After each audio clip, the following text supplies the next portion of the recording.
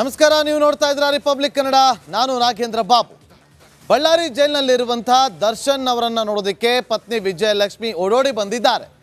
ನಿನ್ನೆಯೇ ಜೈಲು ಅಧಿಕಾರಿಗಳು ಬನ್ನಿ ಬೆನ್ನು ನೋವಿಗೆ ಟ್ರೀಟ್ಮೆಂಟ್ಗೆ ಅವರು ಒಲ್ಲೆ ಅಂತಿದ್ದಾರೆ ಅಂತೇಳಿ ಅವರು ಸೂಚನೆಯನ್ನು ಕೊಟ್ಟಿದ್ರು. ಹಾಗಾಗಿ ಇವತ್ತು ವಿಜಯಲಕ್ಷ್ಮಿ ಅವರು ಬಂದಿದ್ದಾರೆ ಅಂತ ಹೇಳಲಾಗ್ತಾ ಇದೆ.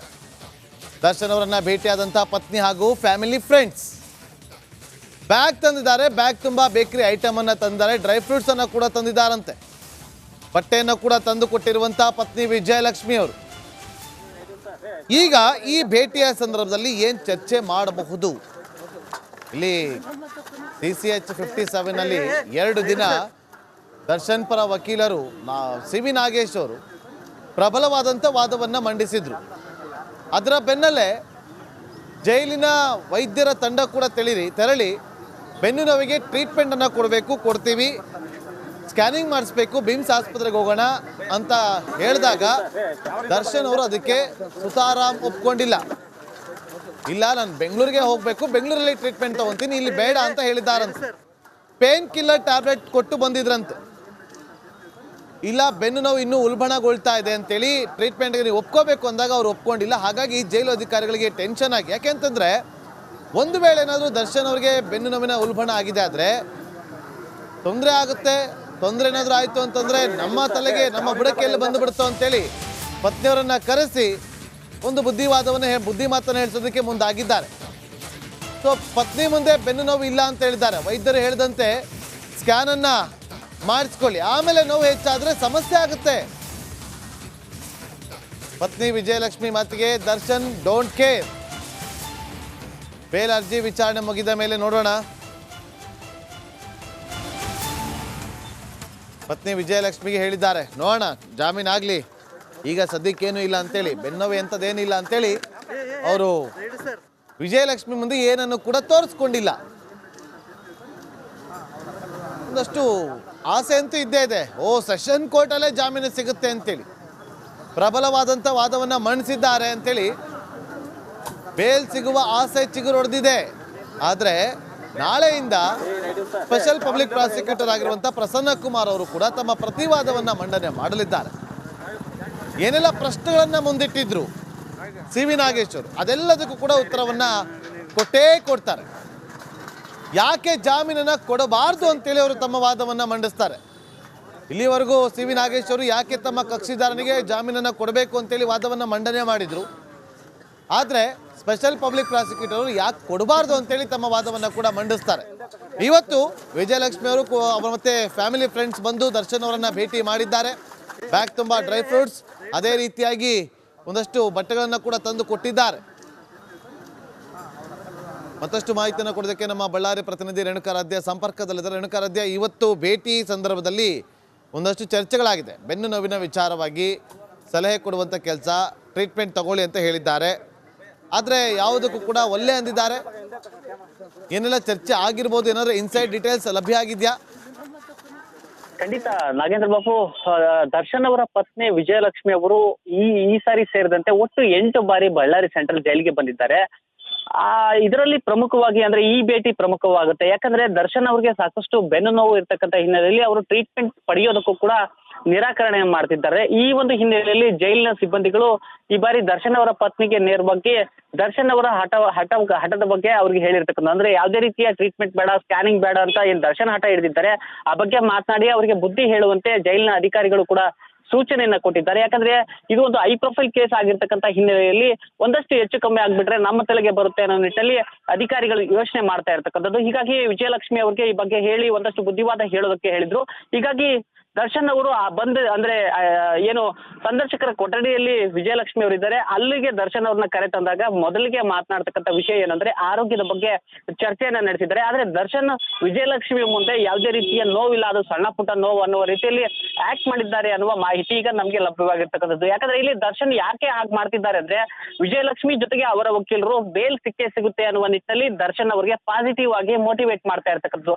ಒಂದು ವೇಳೆ ಈಗ ಸಿಗಲ್ಲ ಅನ್ನೋದಾದ್ರೆ ದರ್ಶನ್ ಮತ್ತಷ್ಟು ಕೂಗ್ತಾರೆ ಅನ್ನುವ ನಿಟ್ಟಿನಲ್ಲಿ ಈಗ ಬೇಲ್ ಸಿಗಲ್ಲ ಅಂತ ಅವರು ದರ್ಶನ್ ಅವರ ಮುಂದೆ ಹೇಳ್ತಾ ಇಲ್ಲ. ಯಾಕಂದ್ರೆ ದರ್ಶನ್ ಏಕಾಂಗಿಯಾಗಿ ಇರ್ತಕ್ಕಂಥ ಹಿನ್ನೆಲೆಯಲ್ಲಿ ಈಗಾಗಲೇ ಸಾಕಷ್ಟು ಆತ್ಮಸ್ಥೈರ್ಯವನ್ನ ಕಳ್ಕೊಂಡಿದ್ದಾರೆ. ಈಗ ನಾವು ಬೇಲ್ ಸಿಗಲ್ಲ, ಇನ್ನು ತಡವಾಗುತ್ತೆ ಅನ್ನುತ್ತಾ ಹೇಳಿದ್ರೆ ಆ ದರ್ಶನ್ ಮತ್ತಷ್ಟು ಕುಗ್ಬಹುದು ಅನ್ನೋ ನಿಟ್ಟಿನಲ್ಲಿ ಅವರು ಪಾಸಿಟಿವ್ ಆಗಿ ಮಾತನಾಡ್ತಿರ್ತಾರೆ. ಅದನ್ನ ದರ್ಶನ್ ಅವರು ಈ ರೀತಿಯಾಗಿ ಅಂದ್ರೆ ಪಾಸಿಟಿವ್ ಆಗಿ ತೆಗೆದುಕೊಂಡು ನನಗೆ ಇನ್ನೇನು ಕೆಲವೇ ದಿನಗಳಲ್ಲಿ ಬೇಲ್ ಸಿಗುತ್ತೆ. ನಿನ್ನೆ ಅಷ್ಟೇ ಸಿ ವಿ ನಾಗೇಶ್ ಅವರು ಒಂದು ಅತ್ಯದ್ಭುತವಾಗಿ ವಾದವನ್ನ ಮಾಡಿದ್ರು. ಅದರ ಒಂದು ರಿಟರ್ನ್ ಕಾಪಿ ಅಂದ್ರೆ ಏನು ನಾಗೇಶ್ ಅವರು ವಾದ ಏನ್ ಮಾಡಿದ್ರು ಅದರ ರಿಟರ್ನ್ ಕಾಪಿಯನ್ನು ಕೂಡ ದರ್ಶನ್ ಅವರಿಗೆ ಕಳಿಸಲಾಗಿತ್ತು. ಆ ಎಲ್ಲಾ ಪಾಯಿಂಟ್ಸ್ ಗಳನ್ನ ನೋಡಿರ್ತಕ್ಕಂಥ ದರ್ಶನ್ ನನಗೆ ಇನ್ನೇನು ಕೆಲವೇ ದಿನಗಳಲ್ಲಿ ಬೇಲ್ ಸಿಗುತ್ತೆ ಅನ್ನೋ ನಿಟ್ಟಿನಲ್ಲಿ ಏನು ಟ್ರೀಟ್ಮೆಂಟ್ ಅನ್ನ ನಿರಾಕರಣೆಯನ್ನ ಮಾಡ್ತಾ ಇದ್ದಾರೆ. ಹೀಗಾಗಿ ಈಗ ಆ ಒಂದು ವಿಚಾರವನ್ನ ಚರ್ಚೆ ಮಾಡ್ತಿದ್ದಾರೆ. ಈಗಲೂ ಕೂಡ ದರ್ಶನ್ ನನಗೆ ಟ್ರೀಟ್ಮೆಂಟ್ ಬೇಡ, ಬೆಂಗಳೂರಿಗೆ ಬಂದ ಬಳಿಕ ನಾನು ಟ್ರೀಟ್ಮೆಂಟ್ ಪಡಿತೀನಿ ಅಂತ ಹೇಳ್ತಾ ಇರ್ತಕ್ಕಂಥದ್ದು. ಆದ್ರೆ ವಿಜಯಲಕ್ಷ್ಮಿ ಅವರು ಸಣ್ಣ ವಿಚಾರವನ್ನ ನಾವು ನೆಗ್ಲೆಕ್ಟ್ ಮಾಡಬಾರ್ದು, ಮುಂದಿನ ದಿನಗಳಲ್ಲಿ ಮತ್ತೆ ದೊಡ್ಡದಾಗುತ್ತೆ. ಈ ಸಮಸ್ಯೆ ನಿಮ್ಗೆ ಈಗಿಂದಲ್ಲ ಹಿಂದಿನಿಂದಲೂ ಇದೆ, ಈಗ ಹೆಚ್ಚಾಗಿರ್ತಕ್ಕಂಥ ಹಿನ್ನೆಲೆಯಲ್ಲಿ ನೀವು ಟ್ರೀಟ್ಮೆಂಟ್ ಪಡಿಲೇಬೇಕು ಅಂತ ಮನವೊಲಿಕೆ ಪ್ರಯತ್ನವನ್ನ ಮಾಡ್ತಾ ಇದ್ದಾರೆ. ಅವರ ಜೊತೆಗೆ ಜೈಲಿನ ಅಧಿಕಾರಿಗಳಿದ್ದಾರೆ, ಜೊತೆಗೆ ಇಬ್ಬರು ಗ್ರೇಸಿ ಹಾಗೂ ಅನುಷ್ಕಾ ಅನ್ನುವ ಇಬ್ಬರು ಆತ್ಮೀಯರು ಅಂದ್ರೆ ಅವರ ಫ್ಯಾಮಿಲಿ ಫ್ರೆಂಡ್ಸ್ ಕೂಡ ಇದ್ದಾರೆ. ಅವರೆಲ್ಲರೂ ಸೇರ್ಕೊಂಡು ದರ್ಶನ್ ಅವರ ಮನವೊಲಿಸುವ ಪ್ರಯತ್ನವನ್ನ ಮಾಡ್ತಾ ಇದ್ದಾರೆ ಅನ್ನುವ ಮಾಹಿತಿ ಲಭ್ಯವಾಗಿರ್ತಕ್ಕಂಥದ್ದು. Nagendra Babu. Okay, thank you Renukaradhya ನಿಮ್ಮೆಲ್ಲ ಮಾಹಿತಿಗಾಗಿ.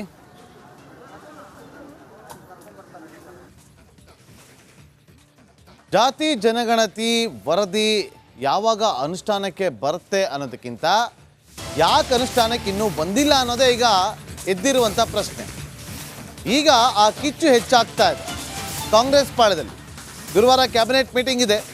ಆ ಕ್ಯಾಬಿನೆಟ್ ಮೀಟಿಂಗ್ನಲ್ಲಿ ಜಾತಿ ಜನಗಣತಿಯ ವರದಿಯ ಬಗ್ಗೆ ಚರ್ಚೆ ಮಾಡುವ ಸಾಧ್ಯತೆ ಇದೆ.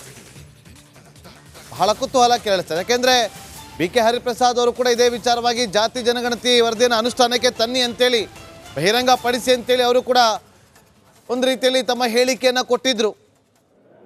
ಅದೇ ರೀತಿಯಾಗಿ ಬೋಸರಾಜು ಅವರು ಕೂಡ ಇದೇ ವಿಚಾರವನ್ನು ಪ್ರಸ್ತಾಪ ಮಾಡಿದರು. ಆದರೆ ವಿಪಕ್ಷ ಇದನ್ನು ಮೂಢ ಹಗರಣ ಡೈವರ್ಟ್ ಮಾಡೋದಕ್ಕೆ ಇದನ್ನು ಚರ್ಚೆಗೆ ಮುನ್ನೆಲೆಗೆ ತರ್ತಿದ್ದಾರೆ ಅಂತೇಳಿ ಅವರು ಆಕ್ರೋಶವನ್ನು ಕೂಡ ವ್ಯಕ್ತಪಡಿಸಿದರು. ಇದೆಲ್ಲದರ ನಡುವೆ ಗುರುವಾರ ಕ್ಯಾಬಿನೆಟ್ ಮೀಟಿಂಗ್ ನಡೆಯುತ್ತೆ. ಆ ಕ್ಯಾಬಿನೆಟ್ ಮೀಟಿಂಗ್ನಲ್ಲಿ ಜಾತಿ ಜನಗಣತಿ ವರದಿಯ ವಿಚಾರವಾಗಿ ಚರ್ಚೆ ಮಾಡುವಂಥ ಸಾಧ್ಯತೆ ಇದೆ ಅಂತ ಹೇಳಲಾಗ್ತಾ ಇದೆ.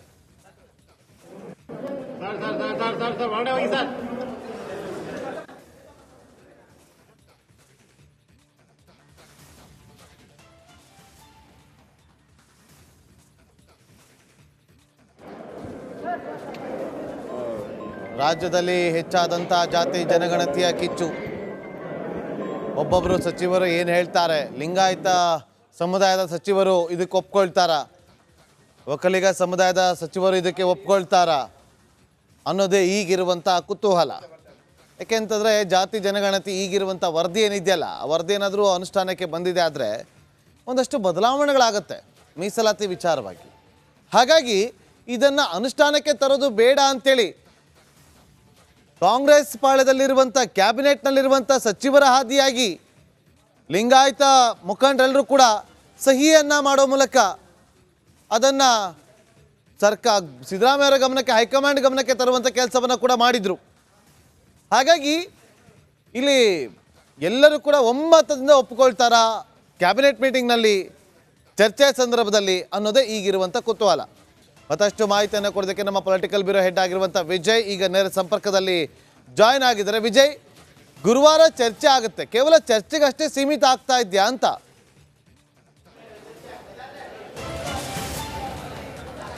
ನಾಗೇಂದ್ರ ಬಾಬು, ಮಹತ್ವದ ಬೆಳವಣಿಗೆಯಲ್ಲಿ ಮುಖ್ಯಮಂತ್ರಿ ಸಿದ್ದರಾಮಯ್ಯ ಅವರು ಈಗ ಜಾತಿ ಜನಗಣತಿಯ ವರದಿಯ ಅಸ್ತ್ರವನ್ನು ಬಿಟ್ಟಿರುವಂಥದ್ದು. ಮೂಡ ಪ್ರಕರಣ ಸಂಬಂಧಪಟ್ಟಂತೆ ಒಂದಷ್ಟು ರಾಜಕೀಯವಾಗಿ ಒಂದಷ್ಟು ಬದಲಾವಣೆಗಳು ಅಥವಾ ರಾಜಕೀಯವಾಗಿ ಒಂದಷ್ಟು ನಾನಾ ರೀತಿಯ ಚರ್ಚೆಗಳ ಬೆನ್ನಲ್ಲಿ ಈಗ ಹಿಂದುಳಿದ ವರ್ಗಗಳ ಅಸ್ತ್ರವನ್ನು ಬಿಟ್ಟಿರುವಂಥದ್ದು. ಇದಕ್ಕೆ ಪೂರಕವಾಗಿ ಇಂದು ಹಿಂದುಳಿದ ವರ್ಗಗಳ ನಾಯಕರು ಮುಖ್ಯಮಂತ್ರಿ ಸಿದ್ದರಾಮಯ್ಯ, ಅದರಲ್ಲಿ ಸಚಿವರು ಕೂಡ ಮತ್ತು ಶಾಸಕರು ಕೂಡ ಮುಖ್ಯಮಂತ್ರಿ ಸಿದ್ದರಾಮಯ್ಯವರನ್ನ ಭೇಟಿಯಾಗಿ ಜಾತಿ ಜನಗಣತಿ ವರದಿಯನ್ನು ಜಾರಿ ಮಾಡಿ ಸಂಬಂಧಪಟ್ಟಂತೆ ಒತ್ತಾಯವನ್ನು ಮಾಡಿರುವಂಥದ್ದು. ಅದು ಈಗ ಮುಂದಿನ ಸಚಿವ ಸಂಪುಟ ಸಭೆಯಲ್ಲಿ ಅಂದರೆ ಗುರುವಾರ ಸಚಿವ ಸಂಪುಟ ಸಭೆ ನಿಗದಿಯಾಗಿರುತ್ತದೆ. ಅಲ್ಲೂ ಕೂಡ ಈ ಸಂಬಂಧಪಟ್ಟ ಚರ್ಚೆ ಆಗಲಿದೆ. ಜಾತಿ ಜನಗಣತಿ ವರದಿಗೆ ಸ್ವಪಕ್ಷದಲ್ಲೂ ಕೂಡ ಅಪಸ್ವರ ಇರುವಂಥದ್ದು. ಒಕ್ಕಲಿಗ ಮತ್ತು ಲಿಂಗಾಯತ ನಾಯಕರು ಇಬ್ಬರೂ ಕೂಡ ನಾಯಕರು ಪಕ್ಷಾತೀತವಾಗಿ ಅದಕ್ಕೆ ಸಂಬಂಧಪಟ್ಟಂತೆ ವಿರೋಧವನ್ನು ವ್ಯಕ್ತಪಡಿಸ್ತಾ ಇರುವಂಥದ್ದು. ಇದರ ಬೆನ್ನಲ್ಲೇ ಇಷ್ಟು ದಿನ ಇಲ್ಲದಂತಹ ಜಾತಿ ಜನಗಣತಿ ವರದಿ ಈಗ ಪ್ರಸ್ತಾಪ ಆಗ್ತಾ ಇರೋದು ಹಿಂದೆ ಒಂದಷ್ಟು ರಾಜಕೀಯ ಬೆಳವಣಿಗೆಗಳ ಜೊತೆಗೆ ಹಿಂದುಳಿದ ವರ್ಗಗಳ ಬಲವನ್ನು ತೆಗೆದುಕೊಳ್ಳುವ ನಿಟ್ಟಿನಲ್ಲಿ ಮುಖ್ಯಮಂತ್ರಿ ಸಿದ್ದರಾಮಯ್ಯ ಅವರು ಒಂದು ಚಾಣಾಕ್ಷ ನಡೆಯನ್ನು ಅನುಸರಿಸಿರುವಂಥದ್ದು, ಮುಂದೆ ಒಂದಷ್ಟು ರಾಜಕೀಯ ಸಂದೇಶವನ್ನು ಕೊಡ್ತಾ ಇರುವಂಥದ್ದು. ಸಾಕಷ್ಟು ಕುತೂಹಲದ ಜೊತೆಗೆ ನಾಗೇಂದ್ರ ಬಾಬು ರಾಜಕೀಯವಾಗಿ ಕೂಡ ಒಂದಷ್ಟು ಮಹತ್ವವನ್ನು ಪಡ್ಕೊಂಡಿರುವಂಥದ್ದು.